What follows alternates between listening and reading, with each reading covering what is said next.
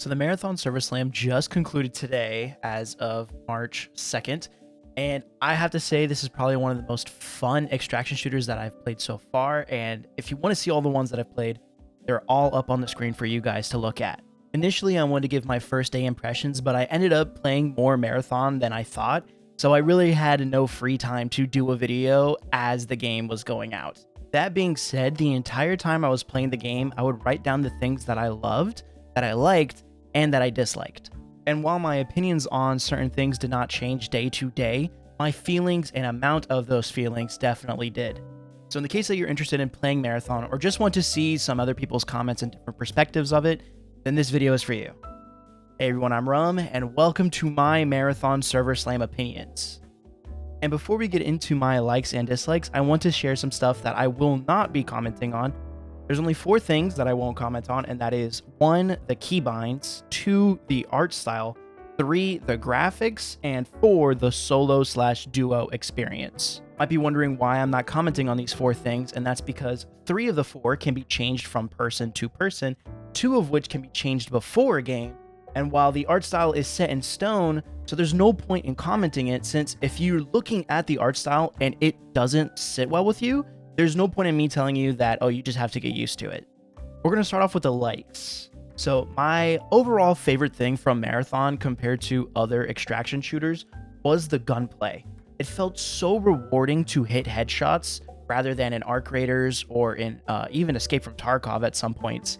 The hit markers definitely helped out and made it feel like a more PvP focused extraction shooter. And it felt rewarding to hit things that I probably shouldn't have hit. On day 2, I got a sniper called the long shot, and I would snipe people using headshots from miles and miles away. They could barely see me, and I was playing, I think, triage at the time. At no point did I feel like the weapon that I was using put me at a strict disadvantage, except for the times where I would pick up a random gun from an AI enemy, and I just had nothing else because I was using a free kit, which I'll get into soon. Overall, though, all the weapons in the game felt fleshed out and had their niches. So I did not expect to feel that from an extraction shooter where usually, oh, the higher rarity weapons are the ones that are going to do the most damage, and you always want those ones to bring in for PvP. Sticking to the gunplay, though, also modding out weapons was definitely a nice touch, and it felt really, really comfortable. In Escape from Tarkov, you have to mod your weapon, then also buy proper ammo, and then maybe your expensive weapon will be even better than before. However, if I just bought a weapon and tricked it out and I still used the basic ammunition, it felt like I was putting really bad engines inside of a Lamborghini. It didn't feel good. In Arc Raiders, it felt like if I didn't use a higher rarity weapon or I didn't use one of the dedicated PvP weapons, there was no fun to be had with the PvP side of the game. But to be fair, a higher rarity weapon should be more powerful than a lower rarity weapon. If my gun is blue and your gun is white, I should outgun you. That is just how games should feel and work.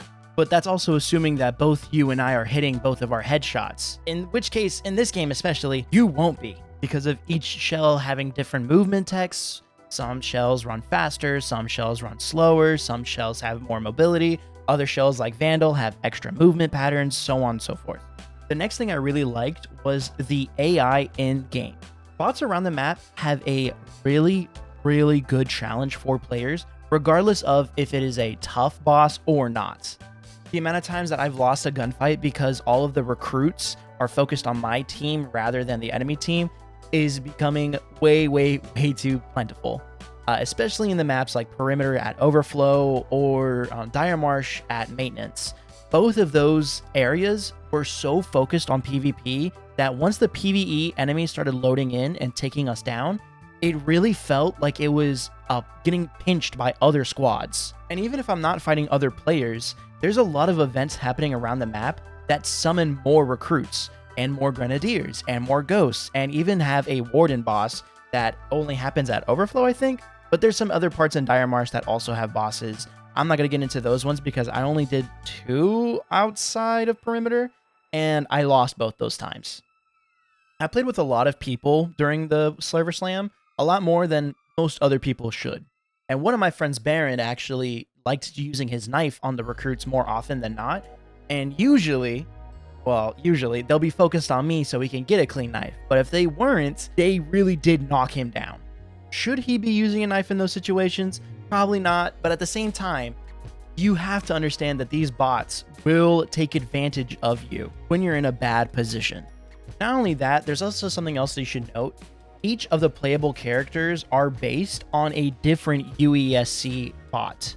The most obvious is Destroyer being based off of the Grenadier, and also the Assassin being based off of the Ghost. So you'll be seeing a lot of players use those kinds of kits, or those bots using those players' kits as well. It might sound a little confusing, but the best way I could put it is, if you find the weakness to a UESC bot, you found the weakness to that player shell. The next thing I really loved about Marathon is all of the mini events that are happening all over the map. It feels like I'm never in a bad area when another mini event is happening right next to me, or, oh, I'm across the map, but I have a decon unit right here and I have it for my quest, or something like, oh, there's a supply drop happening right here and there's a cache code that I just got from this enemy over here.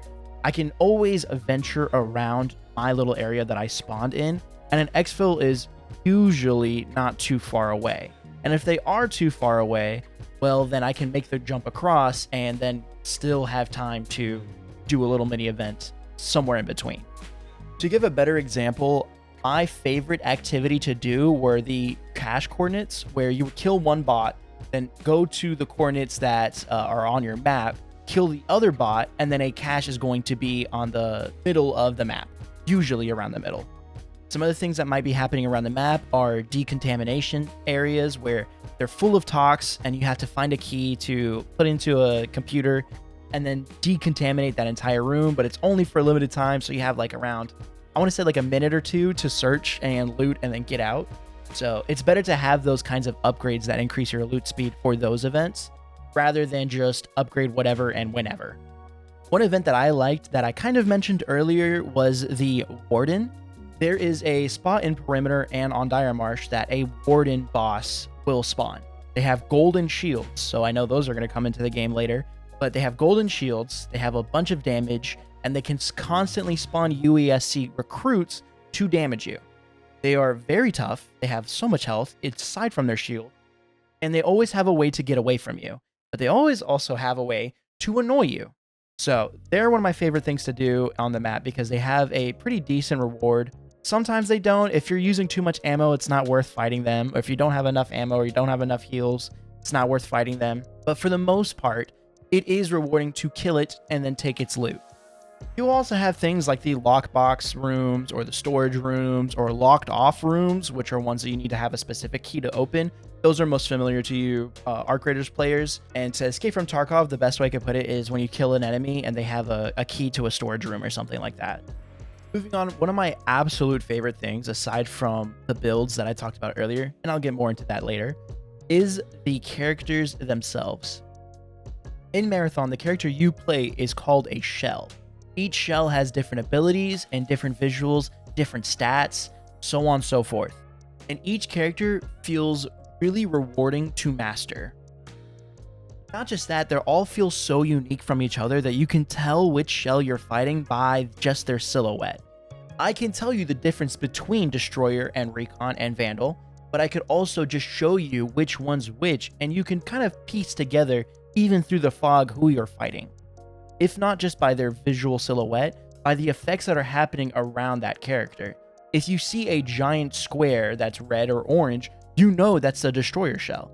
If you see somebody throwing drones, you know that they have a triage.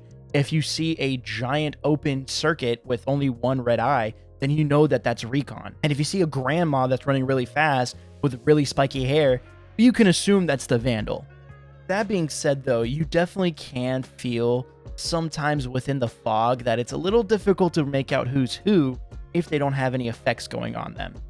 Sometimes it gets a little difficult to tell the difference between Assassin and Recon. Sometimes it gets a little annoying to have to pay attention to abilities between Destroyer and Triage.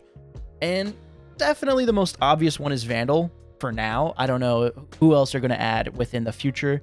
I have not played any of the playtests, so I don't know how visually distinct Thief is, but I can tell you as of now, without any weather condition blocking your view, you can tell who you're fighting. And with such little playtime that we've had, the fact that I can tell you the difference between their silhouettes in the middle of a gunfight is pretty impressive. And I think as time goes on, I'll get better and better at doing so, as I'm sure the community will also. The next thing that I really, really liked, and I kind of mentioned it earlier and I said I'd get back to it, is build crafting. Not just with guns, but with your character. The way build crafting in Marathon works is much different than Bungie's last game, Destiny, which if you're watching my channel, you probably know that I play it a lot. The way that it works is every character has 2 core slots, 3 implant slots, and any color shield as well. But the most prevalent part of build crafting is your cores and your implants. Your cores can be hyper-specific to your shell. If you're using a specific core on a separate shell, you won't see those benefits. But if you're using the right core with the right shell, definitely will feel a lot stronger. For example, my main shell that I was playing throughout the playtest ended up being Recon. Recon has a core that I feel all the other shells would love, which is when you get a finisher, you will ping the last enemies on their team. Doesn't matter if I can see them, doesn't matter how far they are, they will be pinged. They won't tell me what their shell is, they won't tell me how far they are, but they'll tell me their general direction. If I were to equip that core onto, let's say, my second favorite shell from the game, which was Vandal, I will not get those finisher pings. I will just get the finisher and have nothing there, essentially wasting a core slot. I could have filled that core slot with one that was specific to Vandal, or use one of the neutral cores that are plentiful throughout the game. But yet I just wasted a core slot because I used it on the wrong shell. Implants are the extra category that I'm pretty sure are neutral for every character, but implants will essentially boost your favorite playstyle. While I don't remember all of the names of each one, I do remember most of the effects that I used very often. For my legs, I had one that allowed me to take less fall damage and also sprint faster. On my chest, I had one that increased revive speed and also had less gun recoil. And then on my head, I just really equipped whatever, which I know I should have read most of the abilities, but I ended up not doing so. That's on my part, but at the same time, those cores were the ones that I was definitely heavily focused on. Had I played for longer / gotten more time, I definitely would have focused more on using and kind of manipulating my implants to better affect my gameplay. But I just never got to it, and that's kind of on me. And like I mentioned earlier, weapon customization was equally, if not even more plentiful, with holo chips and gun attachments. Every gun starts off as white rarity, which is like your common, you can just buy it, it's nothing, it's very cheap, so on and so forth.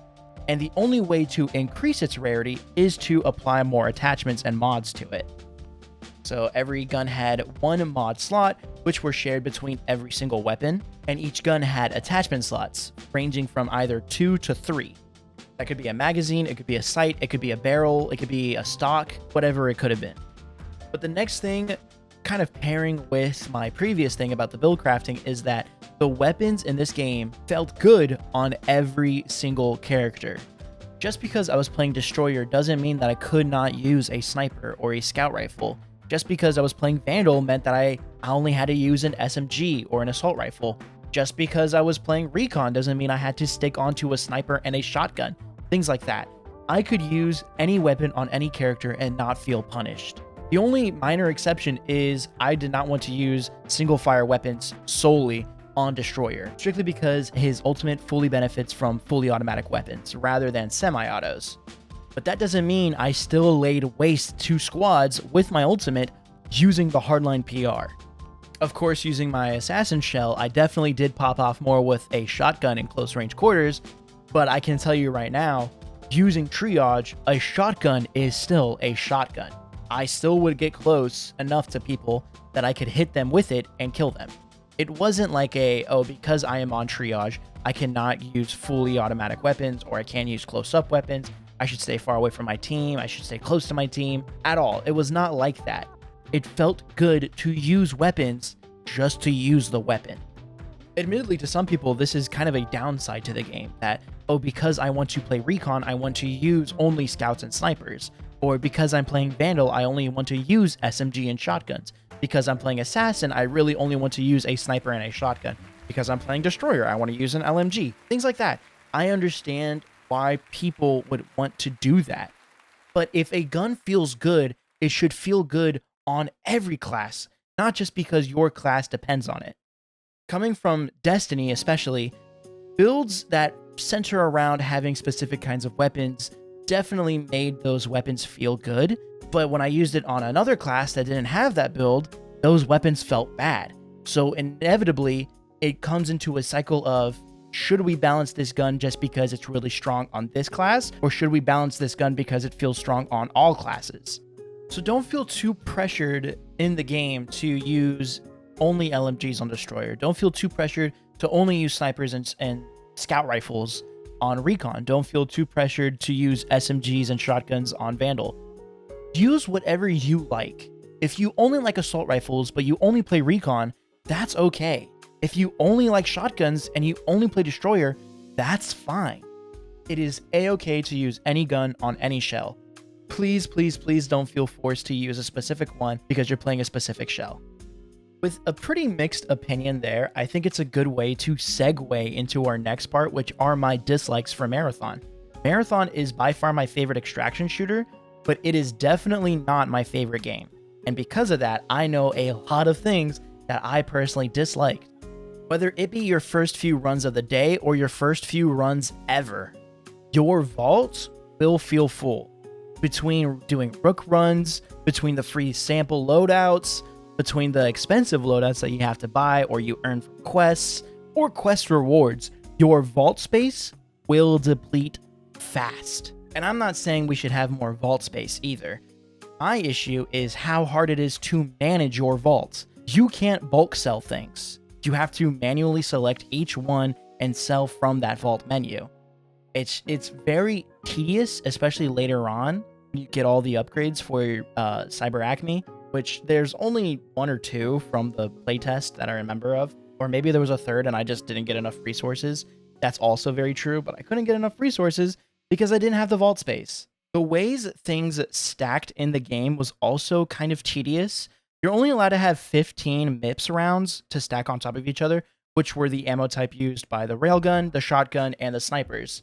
So, you had to bring in two stacks for snipers, bring one stack for your shotgun. That was fine. But I mean, in my inventory, in my vault space, I should be able to stack more rounds on top of each other. I'm of the belief, in a lot of games actually, including Arc Raiders and Escape from Tarkov, that just because it fits in one stack on my inventory does not mean it should only be one stack in my vault. I should be able to have 3 stacks of MIP rounds on top of each other in my vault, but then only bring out 1 or 2 stacks in my inventory. And because I've played so many extraction shooters, I am fully capable of understanding that inventory management is a part of each and every single extraction shooter. If your inventory is too full or your vault is too full and you can't bring things in or out of extractions or raids, then you're playing the game wrong. But just because I have that belief does not stop me from saying that every other extraction shooter has a way to bulk sell or bulk scrap items. Marathon should too. The armory is something you're going to be in a lot because of the fact that you want to buy things from other NPCs that are higher valued than they are worth. What do I mean by that? What I mean by that is some guns in the armory are cheaper than their actual value in game. My best example is Cyber Acme sells the Overrun AR, which in my opinion is one of the better ARs, for around 1.8k. If I sold that gun, I would only get 800 credits. But using it in game, I get a lot more money out of it than 1.8k. That being said, consumables are priced so high, I think it's not even worth buying them, and it's the only functional way to find them. Cyber Acme sells each consumable for around 400 credits. New Caloric sells a full stack of them for 1.2 credits, which they translate to be equal value. But I'm in constant fights throughout the entire game, and I go through them way faster than I get them. Most of the time, I'm extracting because I stole people's kits that had around 2 to 3 to 4 stacks. How did they buy them? I have no idea. Maybe they just played the game the way that I'm playing the game, which is I bring in 1 stack, I kill people, I steal their stacks. But especially in longer, more drawn out fights, do I realize that people burn through their consumables really, really quick. It's only like a second of use time before you get your passive regenerations, which is definitely helpful in most of the fights, but it feels like it's less rewarding to do those drawn out fights rather than get a pick, immediately finish, get a pick, immediately finish, get a pick, immediately finish. So for as common as they are, why are they priced so high? You can find the depleted ones around the map, depleted shield charges, depleted patch kits, but they don't follow you. They get scrapped into credits, which give you more money so you can buy more consumables, sure. But at the same time, man, just make them cheaper. I wouldn't have to have so many around the map if I could just bring in 2 stacks and I could buy 2 stacks from New Caloric, so on and so forth. This might just be a ServerSlam issue because I know for a fact New Caloric will give out free kits every day as long as you have that upgrade for them. And maybe later down the road, there will be an upgrade for them that maybe I just missed that make them cheaper, which I do believe is a factor and is a thing. But moving on from the consumables and the disproportional pricing of items is my other gripe with the game, which is there is a lot of menuing. So much menuing. I don't mean like going into a game and looting someone's inventory and then getting out of their inventory for a fight and then coming back into their inventory. I don't mean like that, because you could always just loot their inventory, then get out, and you don't have to even look through that menu. I'm talking about outside of game menuing. To further explain what I'm talking about, when you load into Tau Ceti and you're loading into any map, you have to first make your inventory. You have to then select a contract. If you're out of a contract or you already completed your contract, you have to back out of the lobby, go into the factions menu, click on your faction, click on the agent, then click on the contract that you want. If you're the server or lobby host, then you have to back out, get past the map, which is just an extra menu, and then do the whole thing over again. If you want to go to the armory, you can't just back out and go into the factions menu like, other games have. You have to go to your loadout, go all the way to armory and buy from there. So if you're already looking at contracts, but you want to go ahead and buy something from their armory, you have to go back into the lobby, go back into your loadout, go back into there. Like, you have to go through every little bit of the UI that Bungie has. The next thing that I really didn't like about Marathon is the fact that I really wanted some more raid-esque events to happen. For example, in Arc Raiders, you'll have many events happen on each map, and some of those events will have a boss. Aside from that, there are also puzzles around each area that you can do in order to get better loot. In Escape from Tarkov, they have a similar thing where if you do mini puzzles here, you defeat a boss here, you have secret exits, you have secret entrances, you have secret chests, things like that. From what I know, they are adding more things like that in the next map, Outpost, and also Cryo Archive. However, in the playtest, maybe I'm just bad. There is always that answer to anything revolving around game sense and knowledge, but I did not see anyone complete a PvE event that wasn't just on the map marked. I would have personally loved to see a event on Perimeter where I go to North Relay and I activate a terminal. I go to South Relay all the way across the map, activate another terminal, and then something drops down on station. Something like that along those lines, or I unlock a door happening somewhere else. So what I'm getting at is there's a lot less secrets than there are in other extraction shooters, but like I said, they announced that there are going to be raid-esque events happening later. My next dislike, I was debating whether to put it on or off of the things I won't comment on, and that's the proximity chat and also kind of the community.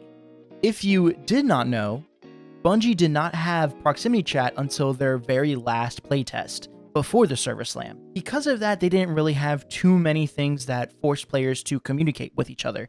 There was the occasional everyone can hear me kind of ping, which they still are in the game. But for the most part, no one used proximity chat unless we were already in a fight. For an extraction shooter, proximity chat is like a very basic need, which I'm glad they added it eventually, but at the same time, it feels like no one is using it because Bungie themselves don't really want people to be forced into it. When you first boot up the game even asks you, do you want to enable it? When the default choice is no. The default choice is no, you do not want it on. so you don't hear anyone talking to you. Most people will just skip right past that. And while I understand that, you know, a lot of people are shy, most people put on filters, most people don't really feel comfortable with their voice being out there, I am a-okay and understanding of that. However, when part of the fun of an extraction shooter is not knowing who to trust and who to not trust is removed, it really forces the community to always just have distrust and therefore always PvP. There really wasn't a point in me saying, hey, I'm friendly to somebody who was already gunning me down. Escape from Tarkov is probably the one extraction shooter that I think did this the best, and I by no means think Marathon did it the worst. And matter of fact, I think Arc Raiders did it the worst. Arc Raiders does the actual opposite of what Bungie's currently doing. Their community is a mostly toxic positivity area because of the way that their server and person balancing works. In Arc Raiders, if you don't PvP at all, you're going to be put into a lobby of other people who do not PvP. If you always PvP, then you're always going to be put in a lobby where people will only PvP. If someone runs up and steals your loot after you open something in Arc Raiders, you are expected to not shoot them because they're stealing your loot just because you're in a lobby that does not PvP. So while in Arc Raiders, I'm punished for wanting to do PvP, in Marathon, I'm punished for only wanting to do PvE, and in Escape from Tarkov is a good mix. I've played for about 10-ish hours on Escape from Tarkov. It's definitely my most recent extraction shooter that I've played. But that being said, I still had moments in Escape from Tarkov where I'm talking to an enemy player that then responded to me and allowed me to survive or backstabbed me. There is fun in the mystery of not knowing what kind of player is on the other side of the screen. So if Bungie just nudged people to have proximity chat on by default and disable it later, I think that helps the community be more focused on PvE and PvP, just for a good mix. But that is literally all of my opinions that I wrote down about Marathon. Like I said, and just to reiterate, I love this game. It is my favorite extraction shooter that I've played. It's the one that I know for a fact I'm going to put the most amount of time into. And it is also the whole reason why I decided to give the extraction shooter genre a fair shot. There's also some other stuff that I really like about it that I didn't mention in my likes, like the fact that I had a very big lack of gear fear. The gear that I lost, I would just recuperate in another mission. Or the fact that utilities, although were pretty ignored early on, later in the game, I feel like I was always looking for them around the map and using them before I even extracted.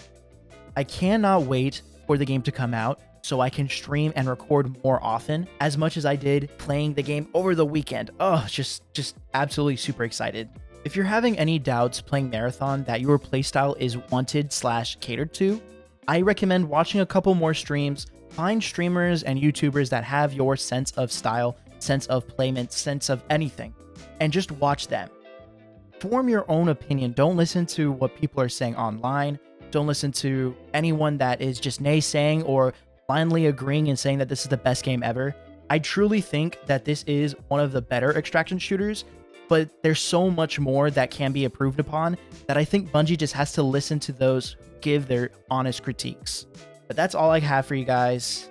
My name is Ram. I'll see you guys next time. Bye-bye.